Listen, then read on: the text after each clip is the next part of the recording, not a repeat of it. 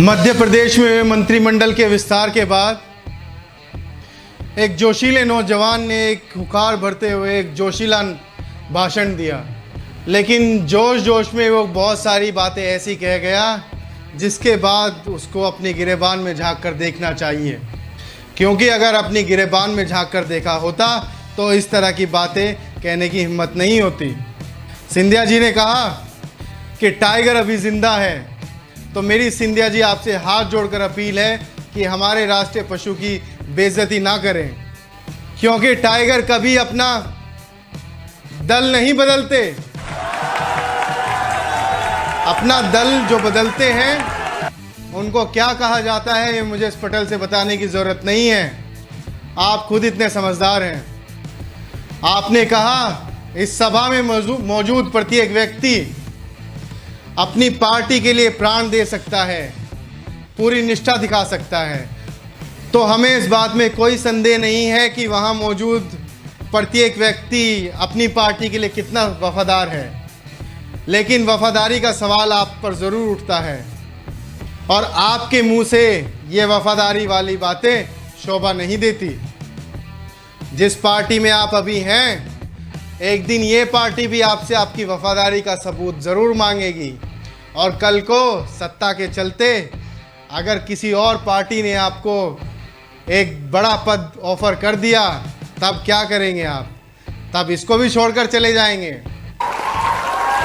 Congress party ने जिस सम्मान के साथ आपको रखा और जिस पार्टी में आप सम्मान की उम्मीद करके गए हैं उसका इतिहास सभी जानते हैं। आडवाणी जी को देश की जनता भूली नहीं है, उनके अपमान को देश की जनता भूली नहीं है, उनको किस तरीके से दरकिनार किया गया है ये सभी जानते हैं। पार्टी में उनका क्या ओहदा है ये भी सभी जानते हैं, और आगे आने वाले समय में आपका ओहदा क्या पार्टी में होने वाला है ये भी देश की जनता आगे देखने वाली है।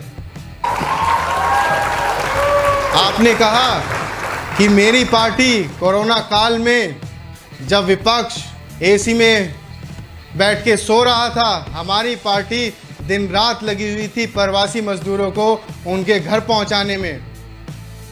तो शायद आपकी याददाश्त कमज़ोर है। मैं आपको बता दूं कि अगर आपकी पार्टी ने अपनी जिम्मेदारी तरीके से निभाई होती तो 40 लाख प्रवासी मजदूर अपने प्रदेश पैदल नहीं जाते। उनके पैरों के छाले अभी सूखे भी नहीं हैं, उनके पैरों की ऐंठन अभी खुली भी नहीं है, और आप इस तरह के बयान देकर उनका मजाक उड़ा रहे हैं, उनकी बेबसी का मजाक उड़ा रहे हैं। 40 लाख प्रवासी मजदूर जिनके लिए आप बसों का इंतज़ाम नहीं कर पाए, आप 7 करोड़ लोगों को संभालने की बात करते हैं, प्रदेश के विकास की बात करते हैं। जनता किस बिहाफ पर आप पर भरोसा करे? एक ऐसे व्यक्ति पर जो अपनी पार्टी का नहीं हुआ तो अपने देश का और अपनी जनता का क्या होगा? आपने कहने से पहले एक बार भी नहीं सोचा कि आपकी पार्टी कोरोना काल में किस मुठभेड़ में लगी हुई थी। आपकी पार्टी सत्ता हासिल करने में लगी हुई थी, एमएलए उसको तोड़ने में लगी हुई थी। जब भी आप आगे कभी भी इस तरह का कोई भाषण दें तो अपने शब्दों का चयन अच्छे से करें, देखें कि कहीं वो वार आप पर ही तो नहीं हो रहा, क्योंकि जब भी आप ऊपर हवा में थूकते हैं वो घूमकर आप ही के चेहरे पर आकर गिरता है। इस बात को याद रखने की आपको ज़रूरत है।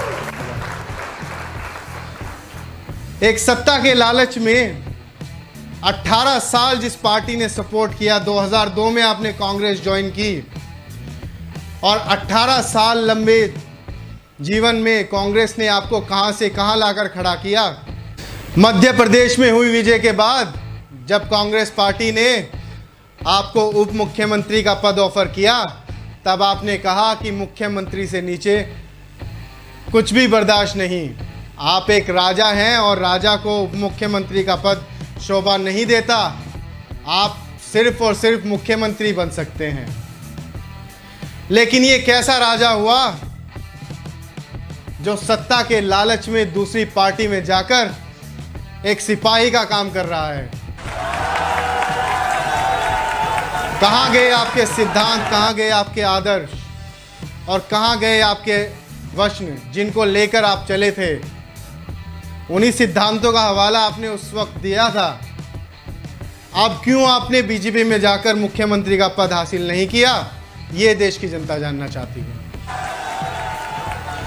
उप मुख्यमंत्री का पद कांग्रेस ने आपको इसलिए ऑफर किया था ताकि आप एक अनुभवी व्यक्ति के साथ कार्य कर सकें, और जब आप और अधिक अनुभव प्राप्त कर लें तब मध्य प्रदेश की सत्ता आपके हाथों में दे दी जाए। लेकिन आपको सत्ता का इतना अधिक लालच था कि आपको सत्ता अभी चाहिए, लेकिन सत्ता के लालच में जिस पार्टी का दामन आपने थामा है वो झूठ पर चलती है, एक जीता जाता झूठ का पुलिंदा है। और ये बात आपके भाषणों में नज़र आती है। हाल ही में दिए आपके भाषणों में साफ पता चलता है कि आप उस विचारधारा से ग्रस्त हो चुके हैं। उसी विचारधारा के चलते आपने जो एक के बाद एक झूठ दागे हैं, आपको शर्म आनी चाहिए।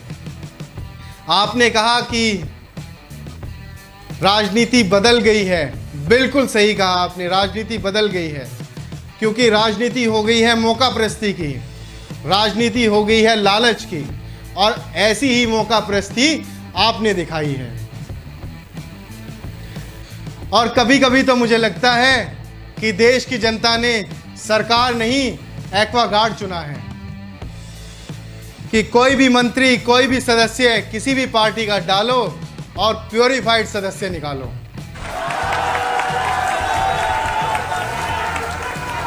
ऐसे बहुत सारे उदाहरण हैं हमारे पास।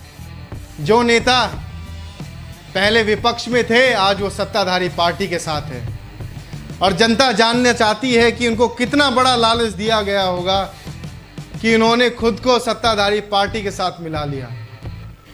ये ऐसे लोग थे जो विपक्ष में रहकर सत्ताधारी पार्टी पर आलोचनाओं के बाण चलाया करते थे, रह रहकर आलोचनाएं करते थे, और अब जैसे ही सत्ताधारी पार्टी ज्वाइन की है देशभक्त कहलाने लगे हैं।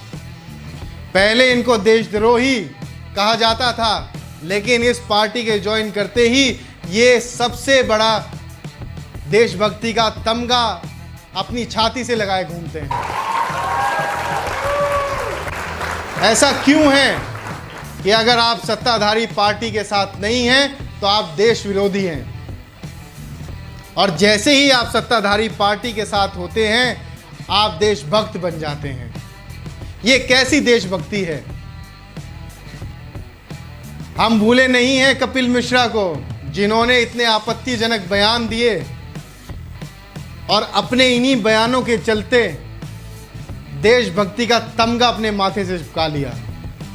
लेकिन जैसे ही वक्त बदला कपिल मिश्रा भी बदल गए।